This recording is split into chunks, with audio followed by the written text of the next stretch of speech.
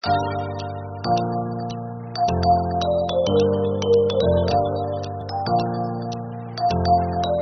kasih banyak saya Kepala SMP Negeri 1 Kota Banda Aceh atas kunjungan dari tim Pati menyampaikan informasi menyangkut dengan pembinaan anak-anak dalam rangka mempersiapkan Olimpiade Sains.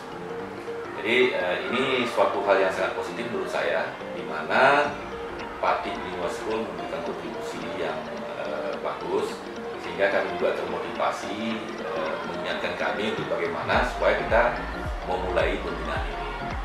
Jadi ini saya sangat mengapresiasi Pati dalam membuat kegiatan ini. Ini sudah bagus, tapi kalau bisa ke depannya itu kita tidak hanya dibatasi satu orang, ya, bisa misalnya 3 orang, ya, 3 orang satu pelajaran, mungkin itu lebih bagus. Tapi mungkin ya Pati itu punya alasan, apakah kendala tempat dan sebagainya.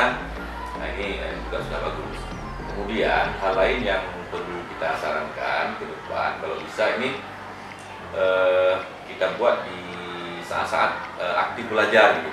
Nah ini memang bagus, tapi sekolah kan sudah punya agenda untuk kegiatan ekskul. Jangan-jangan nanti anak-anak yang kita cari satu orang ini, dia sudah sudah ada kegiatannya di sekolah untuk mewakili kelasnya. Itu kan harus kita geser anak yang lain gitu. Sehingga mungkin saja nanti ketika dia ke sana itu beruntung anak yang sangat bagus di bidangnya, tapi mungkin anak yang di bawahnya. Kenapa? Karena tadi itu kan pasti anak yang potensial itu biasanya di kelasnya juga diunggulkan dia, sehingga dia yang ditampilkan di event seperti ekskul itu.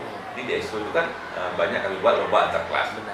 Jadi ketika lomba antar kelas itu kawan-kawannya juga kecewa ketika dia tidak ada, gitu kan. Nah ini hal lain yang mungkin saya sarankan, tapi secara umum sudah sangat bagus.